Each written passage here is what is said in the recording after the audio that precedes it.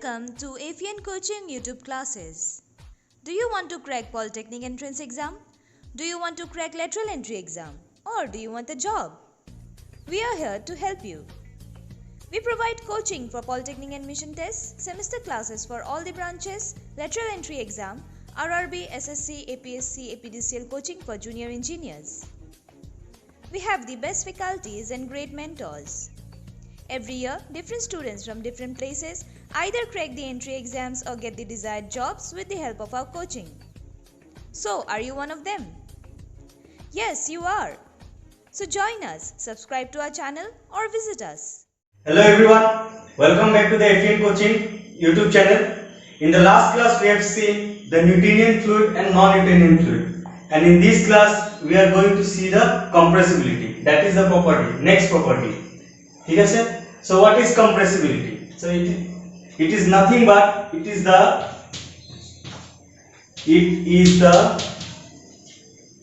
reciprocal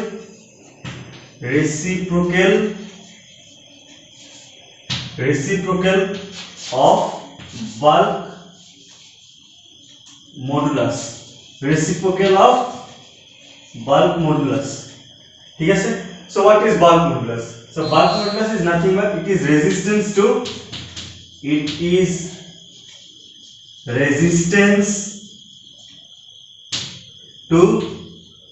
compression. It is resistance to compression. ठीक है sir? So what is compressibility? It is the reciprocal of bulk modulus. Simple. और bulk modulus हम क्या जानो? It is the resistance to compression. और किसे denote करे? It is denoted by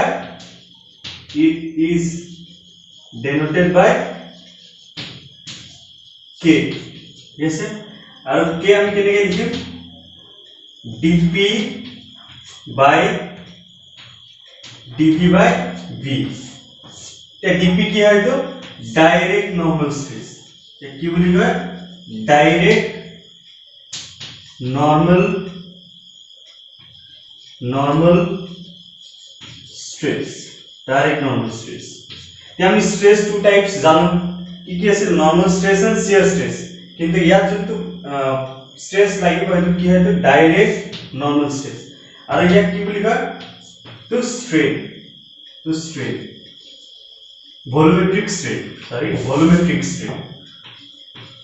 volumetric strain.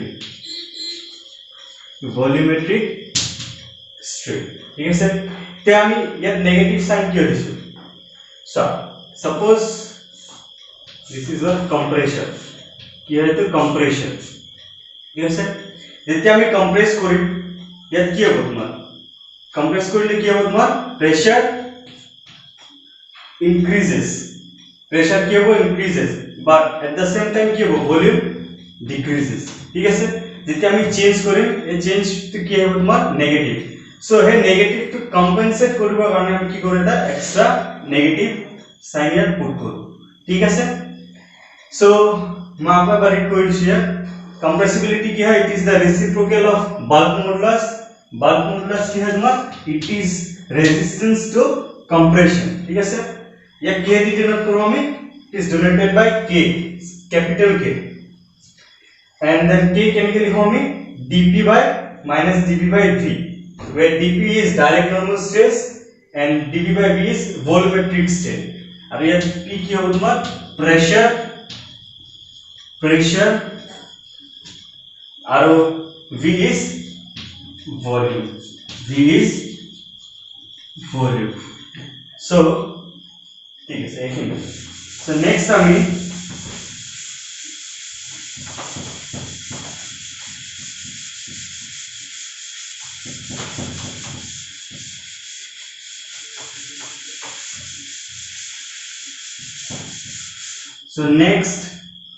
আমি জানো m equal to rho v. Density पर जानो density equal to mass per unit volume. কিন্তু মাস আমি জানো যে মাস ইজ অলওয়েজ কনস্ট্যান্ট. ঠিক আছে? So m equal to rho v equal to constant. ঠিক আছে? তো এক যদি আমি ডিফারেন্সিয়েট করলে কি হবে তোমার? rho dv plus v d rho equal to 0 ঠিক আছে সো র ডিভি ইকুয়াল টু ভি ডি র ঠিক আছে সো ডিভি বাই ভি ইকুয়াল টু ডি র বাই র সো মাইনাস ডিভি বাই ভি ইকুয়াল টু ডি র বাই র ঠিক আছে মাইনাস ডিভি বাই ভি ইকুয়াল টু ডি র বাই র এতিয়া ইয়াক যদি আমি বাল্ক মডুলাসৰ ফৰ্মুলা পুট কৰি দিম বাল্ক মডুলাসৰ ফৰ্মুলা কি আছে তোমাৰ dp by dv by v তো আমার ফর্মুলা আছে ঠিক আছে সো আমি মাইনাস dp by v এর ফর্মুলা আমি পুট করে দিই ঠিক আছে so dp minus dp by v কি হবে তোমার d rho by rho d rho by rho তো ইয়াত আমি k কি পালো k equal to rho dp by d rho ঠিক আছে সো k ইয়াত কি আছে তোমার সো ইয়াত কি আমি অলপমান ডেজিগনেশন তো ভুল লিখিলো ইয়াত কি কম্প্রেসিবিলিটি আমি বিটা দি ডিনোট কৰো আৰু k ইকুয়াল টু কি হয় আমাৰ বাল্ক মডুলাস ঠিক আছে বাল্ক মডুলাস সো এই মাত্ৰা যোনটো আমি ফৰ্মুলা ডেৰাইভ কৰিলো সেইটো কি আছে তোমাৰ বাল্ক মডুলাস k ঠিক আছে সো এতিয়া আমি কম্প্রেসিবিলিটি কেনেকৈ লিখিম compressibility equal to beta which is equal to 1 by bulk modulus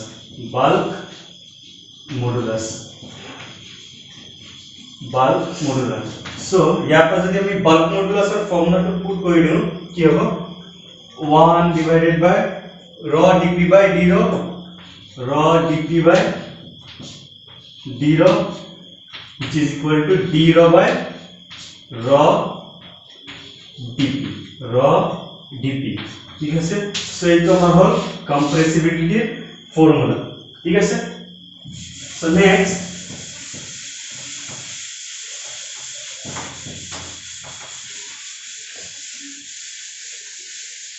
next when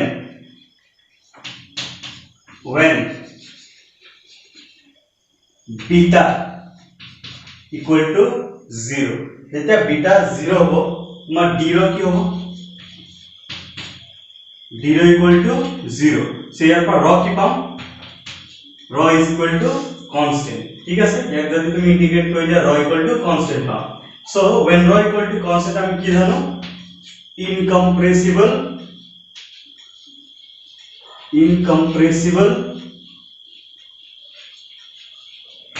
incompressible fluid ঠিক আছে incompressible fluid but when beta not equal to 0 beta not equal to 0 কি হবে d rho not equal to 0 so rho not equal to constant যেতিয়া rho not equal to constant হবে আমি কি কম compressible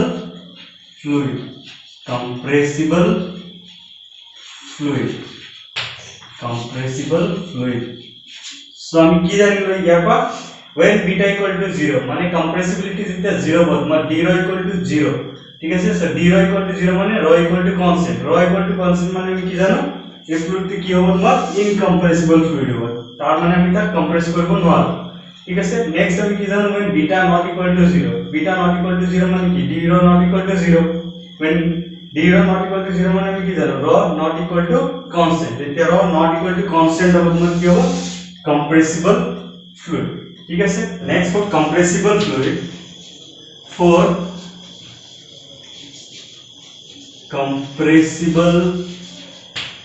fluid আগৰ two কি আছিল আমাৰ নট incompressible itu আমাৰ for compressible fluid এতিয়া আমি for compressible fluid কেইটামান টাৰ্মছ আছে এটো জানিব লাগে so for compressible fluid তাৰ তোমাৰ c equal to root k by rho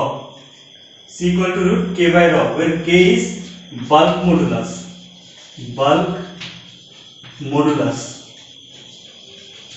and rho density ঠিক আছে rho density and c is called velocity of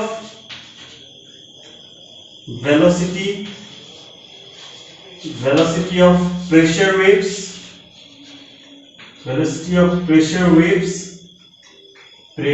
waves in a fluid. Pressure waves in a fluid. ठीक है, or you can say velocity of sound. Velocity of sound. Velocity of sound. ठीक है से. So याक base करी for compressible fluid base करी the terms define करा है. ये terms तो तुम्हारा Mach number. Mach number. Mach number. ठीक है से. क्या Mach number की है? ठीक है से. ये तो सवाल है. ठीक है से. So Mach number equal to क्या है तुम्हारा velocity of fluid divided by velocity of sound. V क्या है तुम्हारा velocity of fluid. Fluid है velocity of fluid. और C तुम्हारा क्या है velocity of sound. Velocity of sound. ठीक है सर. तो Mach number फ्लो है हमार 3 टाइप्स ऑफ तुम्हार फ्लो डिवाइड करा है से ये तो स्वाट की है तुम्हार when Mach number less than 1 जितना Mach number less than 1 होगा तुम्हार V less than C होगा. ठीक है सर. जितना ये तो कंडीशन होगा हे फ्लो हम की फ्लो बोली कम subsonic flow.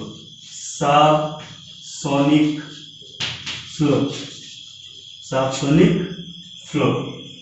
But when Mach number equal to 1, जितना Mach number equal to 1 होगा तितना क्या होगा तुम्हारा velocity of fluid equal to velocity of sound होगा. So ये flow का हम क्या बोली कम sonic flow. And when Mach number greater than 1, so velocity of fluid greater than velocity of change of sound. तित्या flow तो मत क्या होगा supersonic flow. Supersonic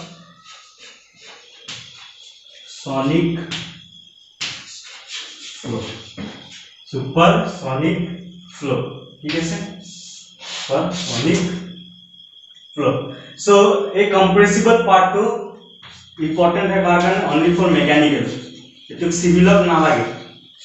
Only for mechanical parts. हम किसान surface tension. ठीक है सर. क्या surface tension किया? It is the property of liquid surface.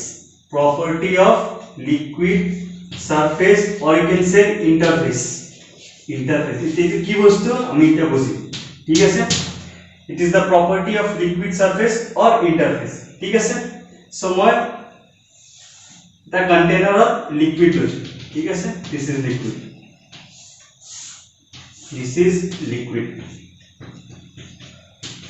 ठीक है सर.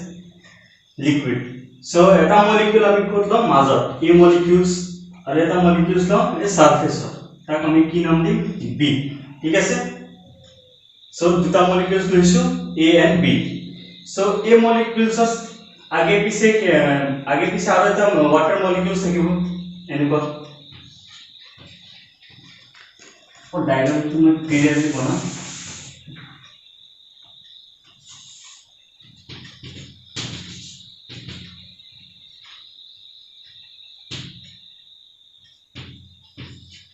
So A और B.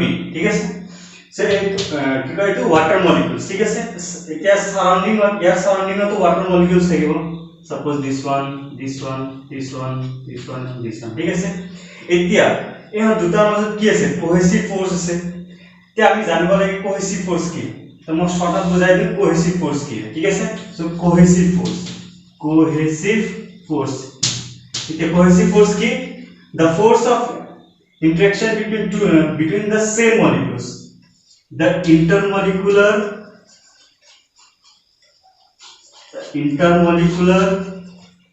force of attraction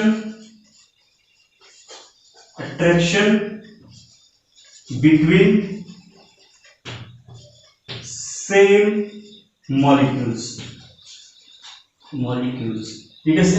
cohesive force की है तुम्हारा the intermolecular force of attraction between the same molecules ठीक है। यानी इसमें आवेता आ सकता है कि एडहेसिव फोर्स ठीक है। ये तो तुम्हारा कोहेसिव। नेक्स्ट आता है तुम्हारा एडहेसिव ठीक है। Adhesive force so adhesive force क्या है the intermolecular force of attraction between different molecules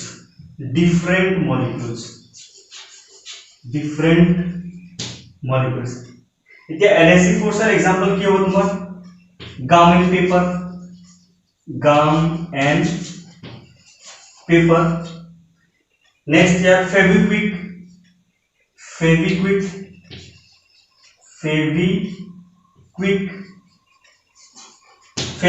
and would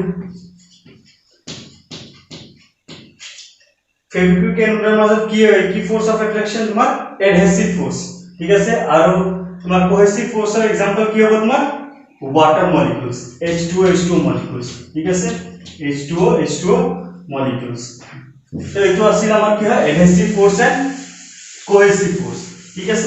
सो ये तुम्हारा वाटर मॉलिक्यूल्स तो यहाँ तो मतलब की फोर्स আছে তোমার कोहेसिव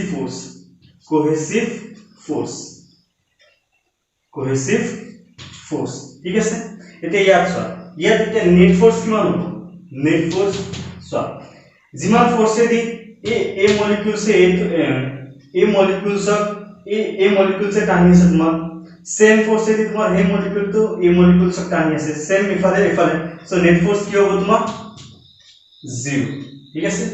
नेक्स्ट এতিয়া বি পয়েন্ট তো বি পয়েন্টত কি হ'ব ইয়াৰ তলত এটা মলিকিউলছ থাকিব ইফালে এটা মলিকিউলছ থাকিব এফালে মলিকিউলছ থাকিব ইয়াত থাকিব ওপৰতো থাকিব ঠিক আছে। সো ওপৰ মলিকিউল কি হ'ব তোমাৰ ওপৰ মলিকিউলটো কি হ'ব তোমাৰ এয়াৰৰ মলিকিউলছ ঠিক আছে। আৰু তলত কি থাকিব ওয়াটাৰ মলিকিউলস ঠিক আছে। এতিয়া আৰু এটা কথা আমাৰ সাৰফেস টেনশন ফোৰ্স কাৰ মাজত হ'ব তোমাৰ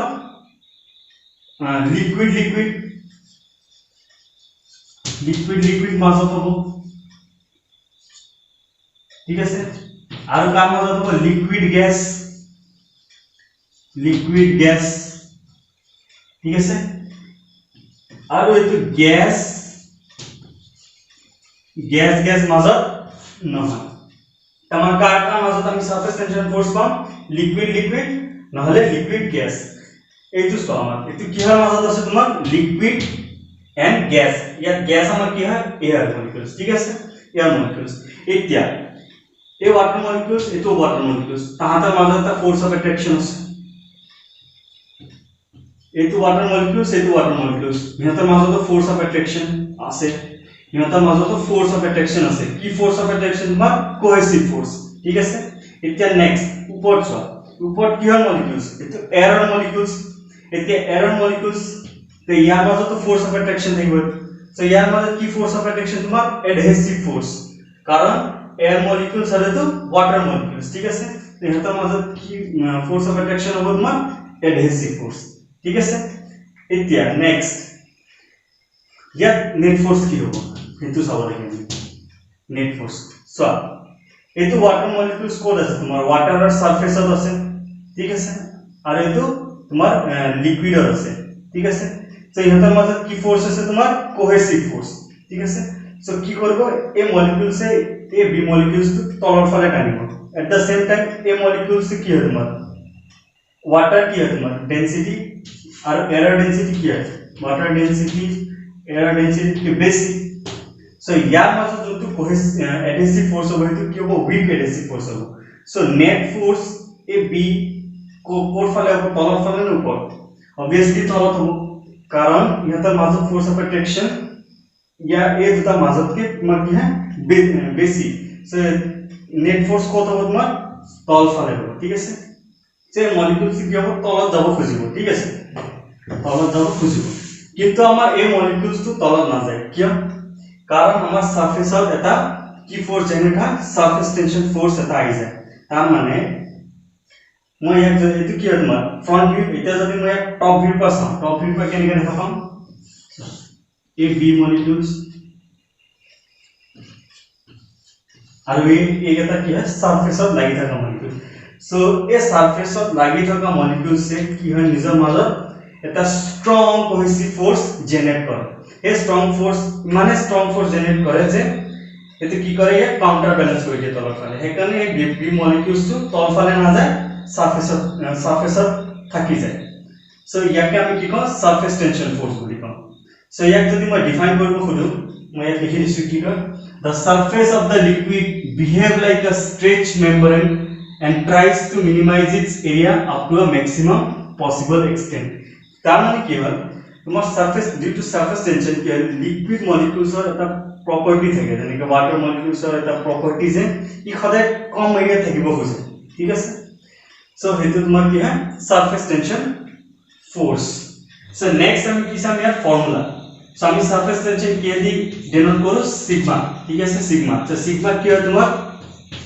ফোৰ্স পাৰ ইউনিট লেন্থ এতিয়া সাৰফেসত লাগি থকা force divided by length so ইয়াৰ SI ইউনিট কি হ'ব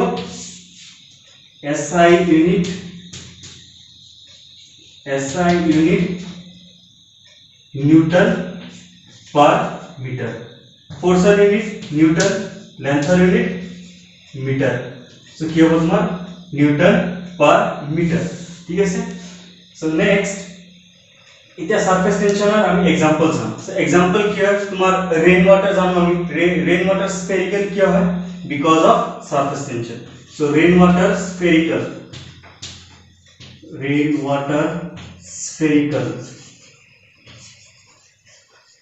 spherical due to surface tension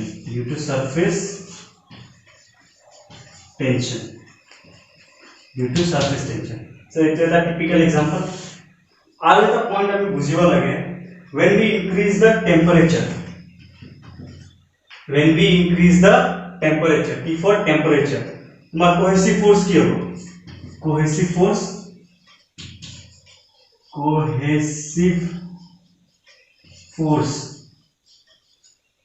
cohesive force মানে দুটা মলিকিউলছৰ মাজত cohesive force কি হ'ব তোমাৰ ডিক্ৰিজ হ'ব যদি cohesive force ডিক্ৰিজ হয় তোমাৰ সাৰফেস টেনশন কি হ'ব ডিক্ৰিজ হ'ব সো এইটো এটা পইণ্ট আমি মনত ৰাখিব লাগিব ঠিক আছে next surface tension on liquid droplet এটা লিকুইড ড্ৰপলেটছৰ আমি সাৰফেস টেনশন ফোৰ্স উলিয়াম ঠিক আছে সো এতিয়া লিকুইড ড্ৰপলেটস কেনেকুৱা হয় তোমাৰ এই শেপৰ থাকে লিকুইড ড্ৰপলেটস আমি জানো ঠিক আছে ইয়াক মই কি কৰিছো মাজেদি